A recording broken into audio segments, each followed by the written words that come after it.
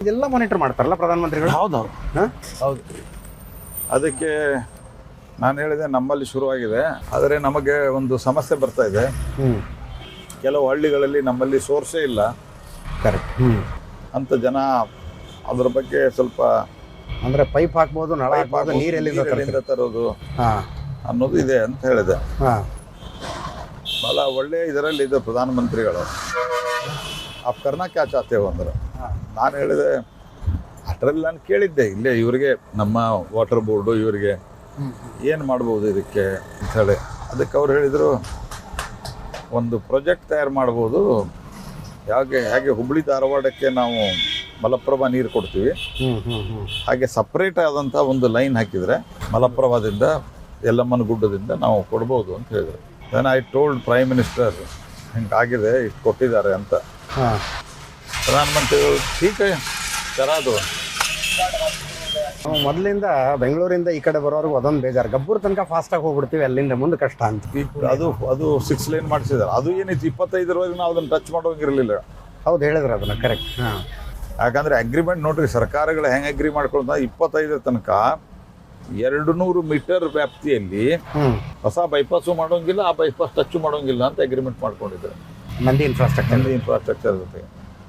ನಾನು ಆ ಖೇಣಿಗೆ ಡೆಲ್ಲಿ ಕರೆದು ಗಡ್ಕರಿ ಅವ್ರ ಮುಂದೆ ಕೂಡಿಸಿ, ನೋಡ್ರಿ ಹಿಂಗಾಗಿದೆ.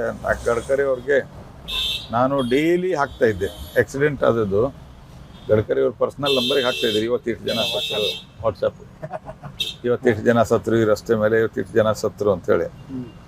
ಒಂದು ಸರ್ತಿ ತಲೆ ಕೆಟ್ಟ ಎಲ್ಲ ಅಧಿಕಾರಿಗಳಿಗೆ ಬೈದರು ಅವರು. इनका व्हाट्सएप देख के मैं तंग हो गया हूँ. ಮೋದಿ ಅವರು task master, no casual approach. Okay. ನೀವು ಒಂದು ಪ್ರಾಜೆಕ್ಟ್ ತೊಗೊಂಡೋಗಿದ್ದೆ ನಾನು, ಒಂದು ಪವರ್ ಜನರೇಷನ್ ನಾವು ನಮ್ಮ ಕಂಪನಿಯಿಂದ ಮಾಡ್ತೀವಿ ಅಂತ.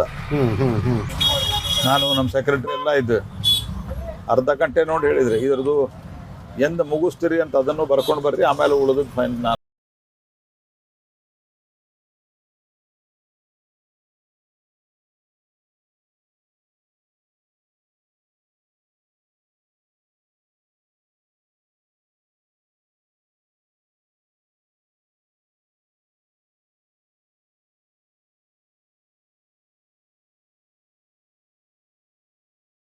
ಸ್ಟಾರ್ಟ್ ಆಗಿ ಈ ಕಡೆ ನವಲ್ಗುಂದ ಸ್ಟಾರ್ಟ್ ಆಗಿ ಗದಗ ರೋಡ್ಗೆ ಬರ್ತದೆ. ಗದಗ ರೋಡ್ ಬಂದು ಇಲ್ಲಿಂದ ಬರ್ತದೆ, ಇಲ್ಲಿಂದ ಕಲಗಟ್ಟಿಗೆ ಹತ್ರ ಹೋಗ್ತದೆ. Okay okay. ಅಲ್ಲಿಗೂ ಸಹಿತ ಇದೇ ರೀತಿಯಾಗಿದೆ. ಮತ್ತು ಹೀಗೆ ಇಲ್ಲೇ ಗಬ್ಬೂರ್ ಹತ್ರ ಹೀಗೆ ರೌಂಡ್ ಆಗಿದೆ ಫುಲ್. ಇಲ್ಲಿಂದ ಭಾಳ ಚಂದ ಕಾಣಿಸುತ್ತೆ ಹಿಂಗೆ. ಬಟ್ ಇದಾದರೆ ಆ ಗಬ್ಬೂರಿಂದ ಹೋಗೋ ಹೈವೇ ಇದ್ರದ್ದು ಬೈಪಾಸ್ ಏನು ರಿಲೆವೆಂಟು? ಇಲ್ಲ, ಇದು ಮುಂದೆ ಗಬ್ಬೂರ್ಗೆ ಕೂಡುತ್ತಿದೆ. ಓಕೆ. ಇಲ್ಲಿಂದ ಮುಂದೆ ಹೋಗಿ ಗಬ್ಬೂರ್ ಕೂಡುತ್ತಿದೆ, ಕನೆಕ್ಟ್ ಮಾಡ್ತಾರೆ. ಅದು ಮುಂದೆ ಏನು ಹೋಗುತ್ತಲ್ಲ, ಅದು ಅಲ್ಲಿ ಮುಂದೆ ಬೈಪಾಸಿಗೆ ಕೊಡ್ತದೆ. ಸೊ ಇನ್ಫ್ರಾಸ್ಟ್ರಕ್ಚರ್ ಪುಷ್ ಮೇಲೆ ದೊಡ್ಡ ಹೋಪ್ ಅಲ್ಲ ನಿಮಗೆ? ಅಂದರೆ ಮತ್ತೊಮ್ಮೆ ಎಲೆಕ್ಟ್ ಆಗೋ ವಿಷಯಕ್ಕೆ ರಸ್ತೆ, ರೋಡು, ರೈಲ್ವೆ, ಪೋರ್ಟು, ಏರ್ಪೋರ್ಟು, ಆ ಥರ ಸ್ಟ್ರಕ್ಚರ್ ಪುಷ್. ಓಕೆ.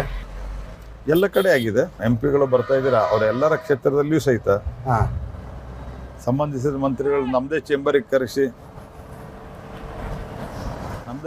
ಕಳಿಸಿ ನಾವು ಅವರನ್ನೆಲ್ಲ ಕ್ಲಿಯರ್ ಮಾಡಿದ್ದೀವಿ, ಅವರ ಕೆಲಸಗಳನ್ನು. ಏನು ಡಿಫ್ರೆನ್ಸ್ ಏನು ಮೊದಲಿನ 10 ವರ್ಷ ಈಗಿನ 10 ವರ್ಷ? ಮೊದಲಿನ 10 ವರ್ಷದ್ದು ನಿಮಗೆ ಇದೊಂದು ಉದಾಹರಣೆ ಹೇಳ್ತೀರಿ ನೋಡ್ರಿ. ನೀವು ಹೊರಟಿರುವ ಈ ರೋಡ್ ಇದೆಯಲ್ಲ, ಇದು 4 ಲೇನ್ ಇತ್ತು, ವಾಜಪೇಯಿ ಇದ್ದಾಗ ಸ್ಯಾಂಕ್ಷನ್ ಆಗಿತ್ತು. ಆದರೆ ಕೆಲಸ ಆ್ಯಕ್ಚುಲಿ ಶುರು ಆದದ್ದು UPA ಸರ್ಕಾರದಲ್ಲಿ. ದುಡ್ಡೆಲ್ಲ ಸ್ಯಾಂಕ್ಷನ್ ಆಗಿತ್ತು, ಶಂಕುಸ್ಥಾಪನೆ ಆಗಿ ಒಂದು ಕಡೆ ವರ್ಕ್ ಶುರು ಆಯಿತು. ಅವನು ಓಡೋದ, ಅವನು ಕಾಂಟ್ರಾಕ್ಟ್ರು. ಆಮೇಲಿಂದ UPದವರು ಮಿಸ್ ಹ್ಯಾಂಡ್ಲಿಂಗ್ ಕಾರಣಕ್ಕೆ ಆಮೇಲೆ ಹೊಸ ಕಾಂಟ್ರಾಕ್ಟರ್ ತಂದು ಎಲ್ಲ ಮಾಡೋದಕ್ಕೆ, ಹಾಗೆ ಇದನ್ನು 2014ಕ್ಕೆ ಹೆಚ್ಚು ಕಡಿಮೆ ಮುಗಿಸಿದ್ರು. ಭಾಳ ಕಂಜೆಸ್ಟೆಡ್ ಆಗಿತ್ತು, ಎಲ್ಲಿ ರೋಡ್ ಅಂಡರ್ ಪಾಸ್ ಬಿಟ್ಟಿರಲಿಲ್ಲ. ಅದೇ ಸಂದರ್ಭದಲ್ಲಿ ನಾನು ಇದನ್ನು 6 ಲೇನ್ ಮಾಡಿ 2010ಕ್ಕೆ ಮುಗಿಸಿದ್ರಿ ರಸ್ತೆ. 10ರ ನಂತರ ನಾನು ಮನವಿ ಕೊಡ್ತಾನೆ ಬಂದೆ, ಇದನ್ನು 6 ಲೇನ್ ಮಾಡಿ. ಓಕೆ. ಮತ್ತು ಎಲ್ಲೆಲ್ಲಿ ಅಗತ್ಯ ಇದೆ ಅಲ್ಲಿ ವೆಹಿಕಲರ್ ಅಂಡರ್ ಪಾಸ್ ಮಾಡಿ ಅಂತ ಅವ್ರು ರಿಪ್ಲೈ ಕೊಡ್ತಾನೆ ಹೋದ್ರು. ಇಲ್ಲ, ಅಲ್ಲಿ ವೆಹಿಕಲರ್ ಡೆನ್ಸಿಟಿ ಅಷ್ಟಿಲ್ಲ, ಅದಕ್ಕೆ 6 ಲೈನ್ ಆಗಲ್ಲ ಅಂತ. ನಾನು ಗಡ್ಕರಿ ಅವ್ರು ಬಂದಮೇಲೆ ಒಂದು ಪತ್ರ ಕೊಟ್ಟೆ, ನನಗೆ ಗಡ್ಕರಿ ಅವರಿಗೆ ಭಾಳ ಆತ್ಮೀಯವಾದಂಥ ಒಂದು ಫ್ರೆಂಡ್ಶಿಪ್ ಇದೆ. Okay okay. ನಾನು ಕೊಟ್ಟ ನಂತರ ಪಾರ್ಲಿಮೆಂಟ್ ಅಧಿವೇಶನ ನಡೀತು. ಗಡ್ಕರಿ ಅವರು ಏನು ಹೇಳಿದರು, ಒಂದು 8 ದಿವಸ ಬಿಟ್ಟು ಆಫೀಸಿಗೆ ಬನ್ನಿರಿ ನೋಡೋಣ ಅಂತ ಹೇಳಿದರು. ನಾನು ಹೋಗೋದ್ರಲ್ಲಿ ಆ ನಮ್ಮ ಲೆಟರ್ ಪ್ರೊಸೆಸ್ ಆಗಿತ್ತು, ಅದ್ರ ರಿಪ್ಲೈ ಬರೆದಿಟ್ಟಿದ್ರು. ವೆಹಿಕಲ್ ಡೆನ್ಸಿಟಿ ಇಲ್ಲ, ಓಕೆ, ಅದಕ್ಕೆ ಮಾಡೋಕ್ಕಾಗಲ್ಲ. ಸೇಮ್ ಆಸ್ ಯೂಶುವಲ್ ಎಲ್ಲ ಗಡ್ಕರಿ ಅವ್ರ ಹೆಸರು ಬಿಟ್ಟರೆ ಉಳಿದಿದ್ದೆಲ್ಲವೂ ಅದೇ ಇತ್ತು ಲೆಟರಲ್ಲಿ. ನಾನು ಗಡ್ಕರಿ ಅವ್ರು ಹೇಳಿದೆ, ಈ ರಿಪ್ಲೈ ನನ್ನ ಕಡೆ ಮೊದಲೇ ಇದೆ ಅಂತ. ಗಡ್ಕರಿ ಅವರು ಏನು ಮಾಡೋದು ಅಂತಂದ್ರೆ, ನಾನು ಹೇಳಿದೆ ರಸ್ತೆ ಆಗಬೇಕು, ಅದು ಆಗಬೇಕು, ಇದು 6 ಲೇನ್ ಆಗಬೇಕು ಅಂತ ಹೇಳಿದೆ.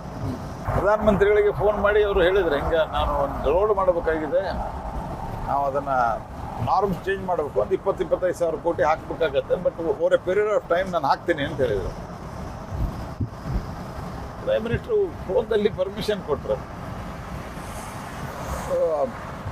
ठीक है हो गया, मैं ನಾರ್ಮ್ ಚೇಂಜ್ ಕರೋ, ಫೈಲ್ ಲೇಕೆ आओ ಅಂತಂದ.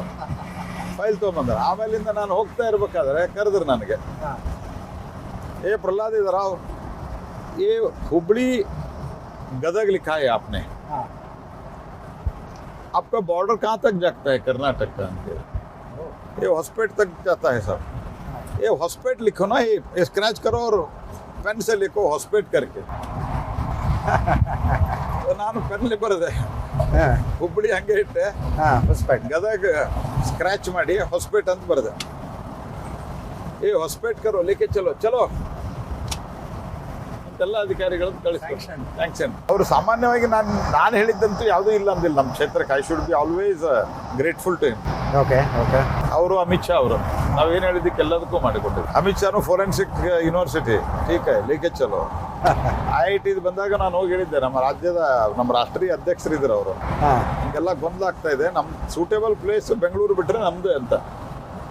ಸ್ಮೃತಿ ಇರಾನಿಗೆ ಫೋನ್ ಮಾಡಿ ಹೇಳಿದ್ರು, ಕರೆದು ಇನ್ಕ ಕಾಮ್ ಅಂತ. ಸೊ ಇಲ್ಲಿ ಅವ್ರು ಅನೌನ್ಸ್ಮೆಂಟ್ ಮಾಡಿಬಿಟ್ರು, ನಾನು ಹುಬ್ಳಿಗೆ ಒಂದು ಫ್ಲೈಓವರ್ ಮಾಡಿಕೊಡ್ತೀನಿ, ಎಲಿವೇಟೆಡ್ ರೋಡ್ ಅಂತ.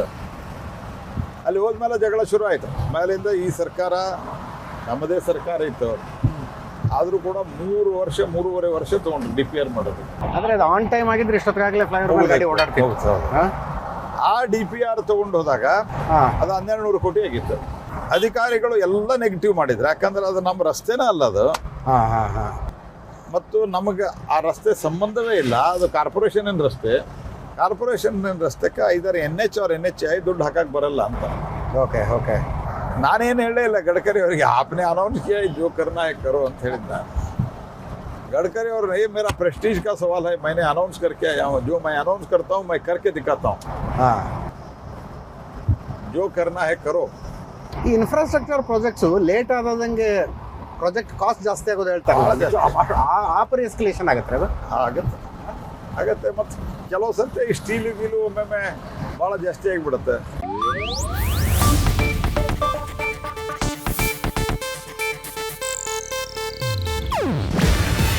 ಇದು ಏಷ್ಯಾನೆಟ್ ನ್ಯೂಸ್ ನೆಟ್ವರ್ಕ್ ಪ್ರಸ್ತುತಿ. ನೀವು ನೋಡ್ತಿದ್ದೀರಾ ಏಷ್ಯಾನೆಟ್ ಸುವರ್ಣ ನ್ಯೂಸ್.